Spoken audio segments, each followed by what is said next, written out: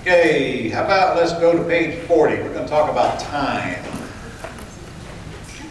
Maybe how to handle it a little better. And create some systems and change some habits. Thank you. So here's a little test for you. You don't have to take it right now, but let's see how you're doing when it comes to your time management and how badly you suck. Since I'm not going to grade your test, you can actually be honest about it. Well, let's turn the page and figure out what happens to people who refuse to manage their time. First, every day is spent on handling the next interruption, because their whole life is nothing but one interruption to another.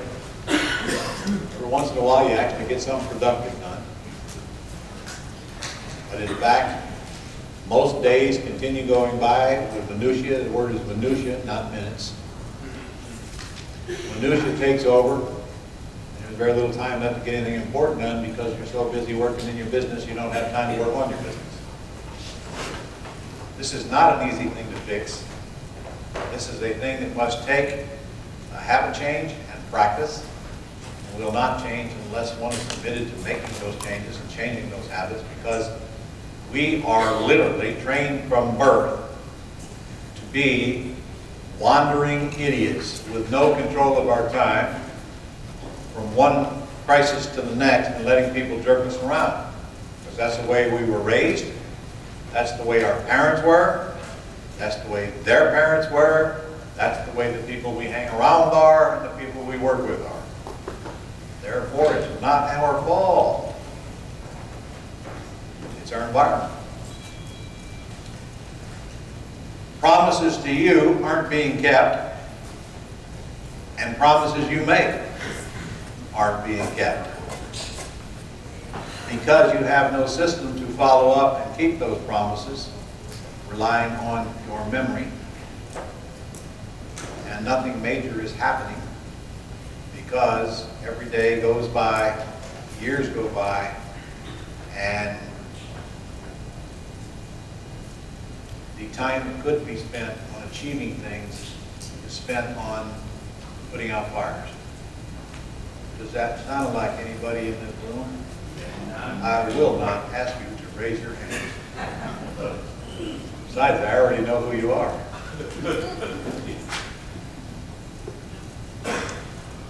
I don't want to try to even lead you to believe I'm some kind of a example when it comes to time management, because I waste time same as you do, but I will tell you, I have consciously made myself not spend time on stupid stuff that I used to spend time doing. And over the years, that gets less and less. And anybody who knows me knows that I'm not easily accessible. I will not let people just waste my time day in and day out as they see fit, because they think they have the right to do it. And the only way that's going to change is if you make up your mind that you're going to shut that door. Because if you don't shut the door, they're going to keep coming in the door. So let's talk about some of these time wasters here, starting on page 43. Time waster number one is improper seller pre-screening. You can, two choices, you can pre-screen well on the telephone, or you can go out and look at houses you have no business going to see, that you will never buy. I doubt it will take too many trips to make you figure out doing it on the telephone is a whole lot more convenient. Actually, I shouldn't say that. It took me at least 15 years to figure it out.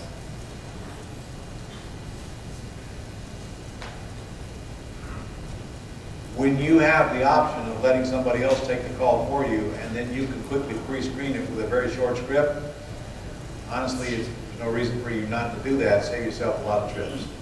Now, I am certain you're going to make some needless trips in your early days. I'm also certain it won't be long before you're going to figure out how to prevent those needless trips.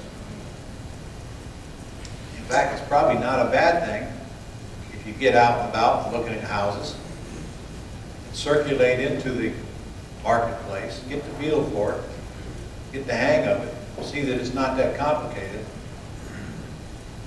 Even if you don't buy the houses, at least you're moving in the right direction.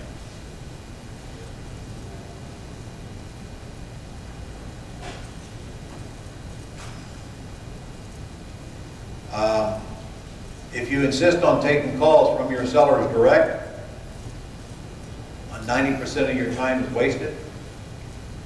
And here's the big one. You know, I'm not even concerned about you wasting time. You're going to waste it anyway, one way or the other.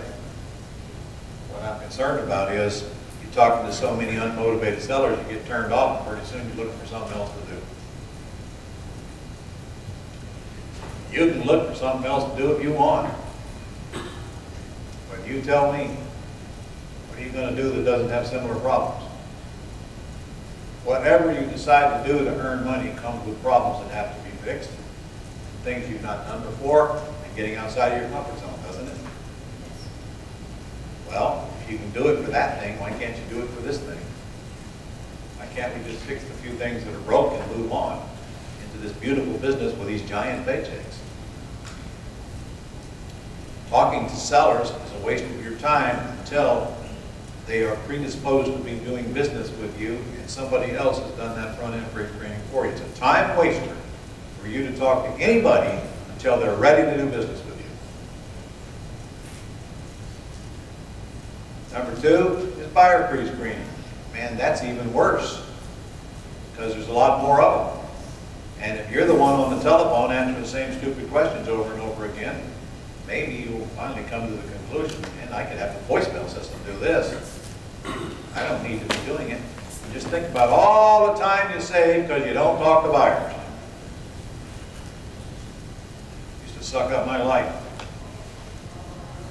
All right, returning pre-screen, returning unscreened phone calls. How many of you get calls on your cell phone from numbers you don't recognize? Okay, what do you do? I don't answer. Who says don't answer? Okay, who says you answer? Be honest with me. You answer them, don't you? Just can't stand the curiosity of who it is that's calling you. And even though you know a bunch of them are people trying to sell you stuff or robocalls, don't you? You answer them anyway. And that's okay. Well, we're going to get to that here in a few minutes, but here's a revolutionary new thought. And this is going to suck. What if you just make up your mind you're not going to answer the phone, period? In fact, what if you just put it on silent? Silent. Then you won't know who's calling, will you? Then you won't be tempted to answer. Is there anybody calling you that is an emergency that you answer? I'm not telling you you're not going to check your voicemails frequently, but tell me, who's going to call you where anybody's going to die if you don't answer the phone right away? Well, what if somebody gets in an accident? Well, what the hell are you going to do about it? They probably already called the ambulance, there ain't much you can do. Well, what if somebody's dying? What are you going to do? Go breathe life back into them? Especially when you're out of town. Well, what if I miss a call from a seller? How are you going to do that with Pat Live Tape? What if I get a buyer that's got a lot of money? They're going to call the IVR, and if they don't, you're going to have somebody call them back anyway. What if it's a relative? The exact reason you shouldn't answer. Tell me, when do you have a conversation with a relative that is worth picking up the phone for?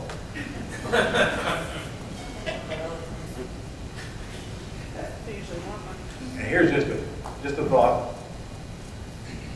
Anybody who doesn't leave you a message, can you imagine why you would want to call them back?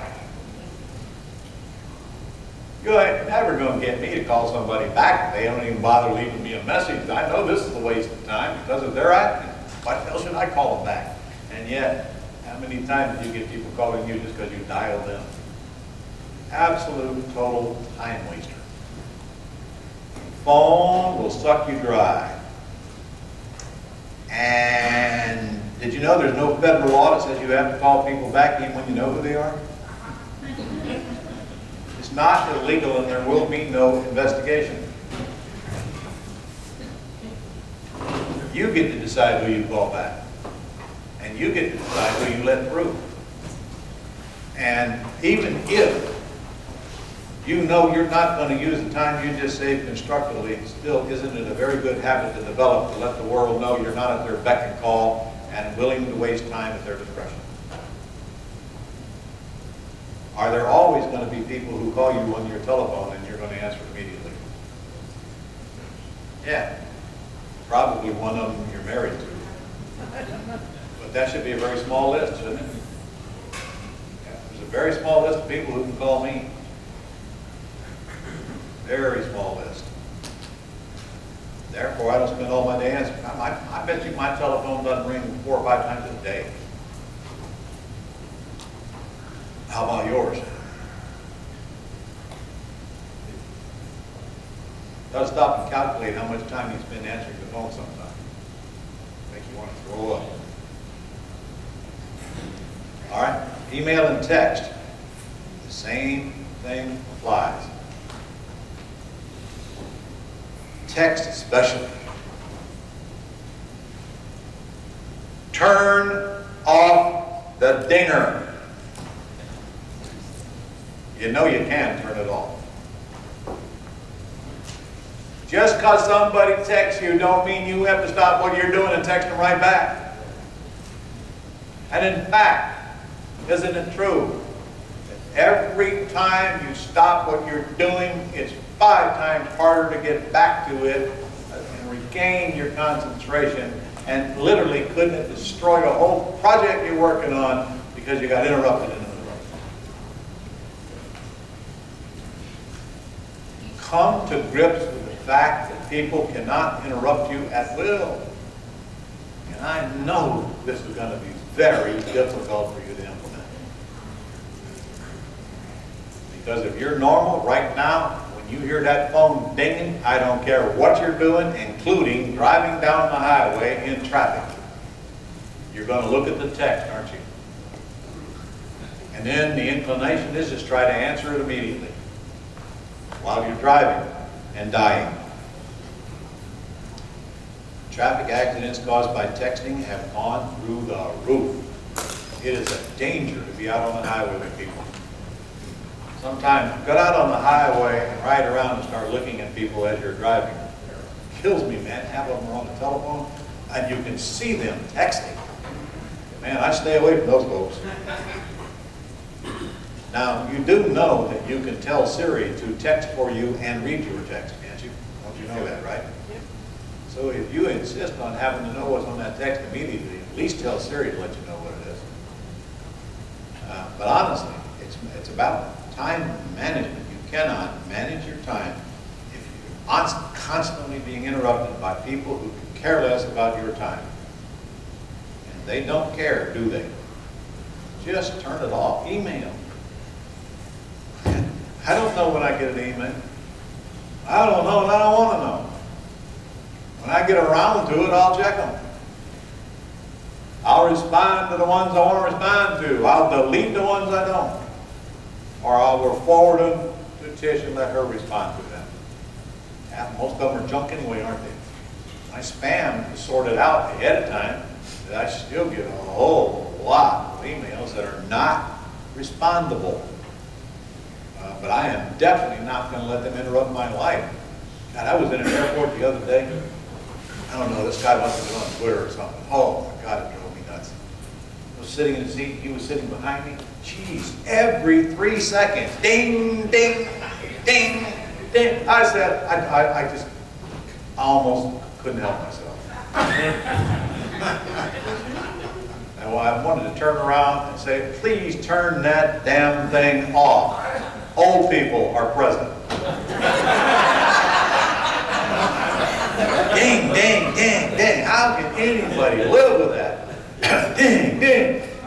Every few seconds. I swear the guy must have got 100 texts or 100 tweets while I was sitting there. And more importantly, what is he going to do when he reads them? Who could junk.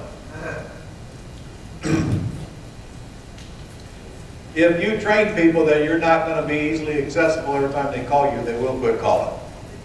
They will. Excuse me.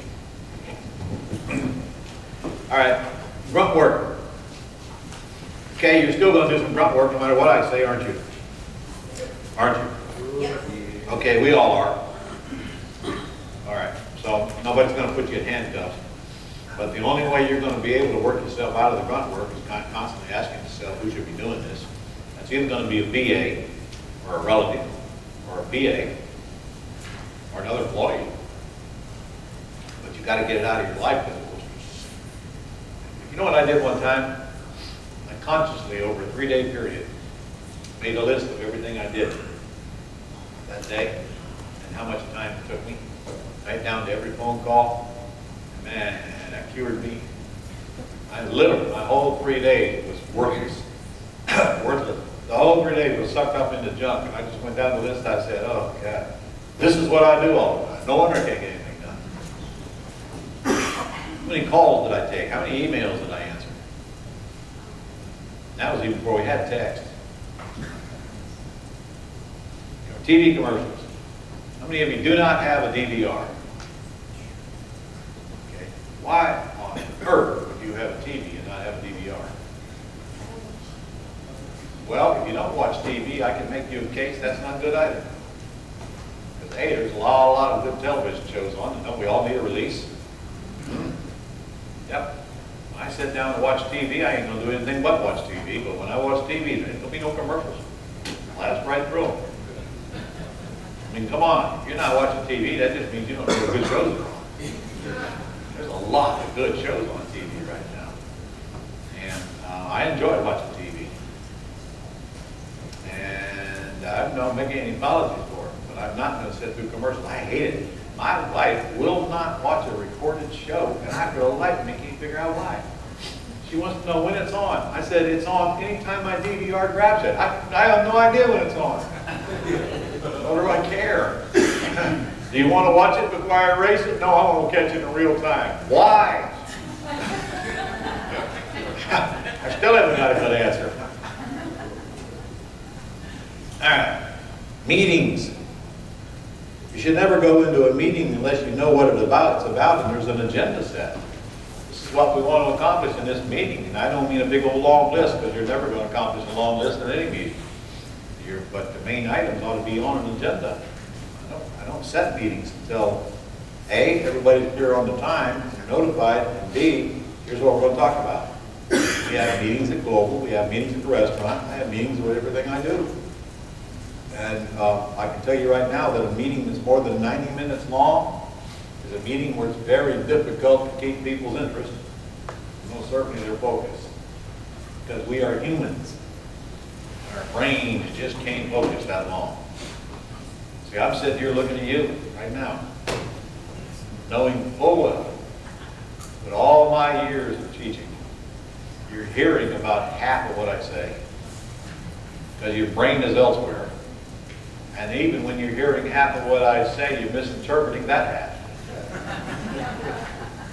You know how I know this? Because we give you written tests. By and large, you flunk them. And the written tests are questions that should easily be answered if the subject matter was getting through. Is this the exact same reason why when you hire an employee, you should make them go down the list of tasks that you've assigned them and make them explain to you what it means? You're going to be shocked when you do that to see how they interpreted what you said. That's the only way we can come to a meeting of the minds. Meetings are very important in my opinion. I don't mean emails, I mean meetings. I think humans need to sit face to face to communicate properly and exchange ideas. It's hard to do by email or any other means. And I insist on them. We don't have a lot of them, but what we do have are very productive meetings. So it's okay to have meetings. It's not okay to have meetings where nobody knows the agenda and they just ramble on forever. Right, Debbie? When we have meetings, do we have an agenda? Huh? Yes? Yeah. Christy, is that you? The yellow letter lady has made her appearance.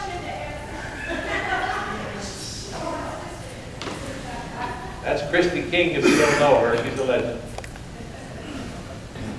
And talk about yellow letters or printing, she's the one. All right, number 8. What if, how many of you have an office inside your home? Okay, who has one outside the home? Who has no office at all? Okay, well, where are you going to work in your home if you don't have an office? Huh? You've got to find some cubby hole. Clean out a closet or something, but you've got to have an office in your home. You've got to have a place where you can work private. Plus, you've got to have a place where you can shut off anybody else that happens to be in your house, especially if they're road rats. Because you can't get anything done if people are walking in and out of your office all the time. You're going to be constantly interrupted, whether you have one outside or inside your home. I have a sofa in my office I built. Some people think it's actually there for people to sit on. There's not why the sofa's there. The sofa's there for me to lay down and take a nap on. Occasionally people do sit on it. But when I lay down and take a nap, about 15 minutes is like a new day for me. When I lay down and take a nap, I close the damn door. I better not open that door, that's all I can say. Even Tish knows better to come through that door when it's closed. So I have a very simple closed door deal. When the door is closed, do not enter. Don't care. If the building's on fire, I'll hear the alarm. Don't come in. But the door is very rarely closed, in my case. In Jennifer's case, I try to get her to do this policy, but rarely she closes her door. But she's only got 4 or 5 people answering to her, so it's not that bad. And I learned this a long time ago when I used to work on the carnival with James E. Stray shows out of Orlando. I go down there at the end of our year for my annual meeting.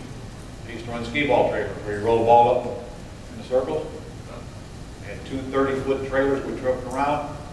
Man, this cast me out. I'd push a button to raise the awning, and push another button, the alleys would come down, I'm ready to take their quarters. While everybody else is out there slaving in the hot sun, setting up whatever they're setting up, I'm ready to go. I did that for 3 years. We were partners. We split the net profit after we paid for the units. So in 3 years, I got the units paid off, then I quit. So anyway, I go down to Mr. Straight's for our annual meeting. You know, it's kind of like having a meeting with the president. This guy was an absolute tyrant. He had to be to run an outfit like this. We had about 110 railroad cars.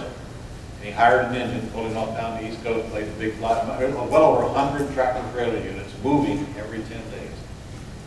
It was literally a city, a self-contained city moving for 10-day spots. We played at New York State Fair, North Carolina State Fair. It's a big, big fair. So you're talking about a system. Now this was way back, in the late 70s, the early 80s. You're talking about a system. This guy had a system. So I went down there to see him, and I walked in, and I said to his assistant, I'm here to see Mr. Strakes. And she looked over and said, well, sir, his door is closed. So until that door is open, you're not seeing Mr. Strakes, and neither am I. those are her words. I said, why? She says, because I'm not going in that room when that door is closed. And I got the message. He has a very simple policy. Doors closed, stay the heck out. And by the way, is that a good thing to teach your kids? Yeah. Might as well finish that story while I'm at it. At that meeting, I go in and he's sitting there looking at his P&L statements for the year. And he said, you know, Ron, we check all these rides, all these little rides, these tilt-a-whirls and these little Ferris wheels and scramblers and all these rides. Truck these things around all year long, and look here, the whole year I only netted 200 grand, all of them combined. And he was bitching about that. I said, well, Mr. Strakes, why do you have them then? He said, well, son, because without them, we don't have a carnival. You figure out what that means. Without them, we don't have a carnival. Anyway, do you think Beverly comes into my office and interrupts me anytime she wants? Yes.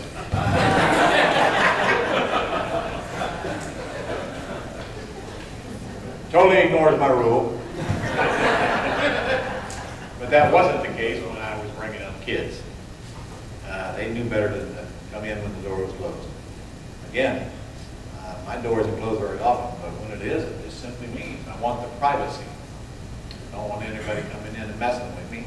It may be that I just am tired, want to take a nap, or maybe I'm in the middle of a project and I don't want to be interrupted. You have to determine those parameters. You have to set the standard, and you have to decide when I'm off limits to the whole world. I don't care what happens. Off limits. So what are your key functions anyway? In fact, why don't you take a minute and fill in the blanks on page 46. What do you do so well that nobody in your organization can do it and you can't delegate it? And then, what can and should you finish but have others start? Write it down. I'm going to give you a few minutes right now. Think about it. What in your organization will you not allow anybody else to do? I want you to write it down, and then I'm going to ask you what it is.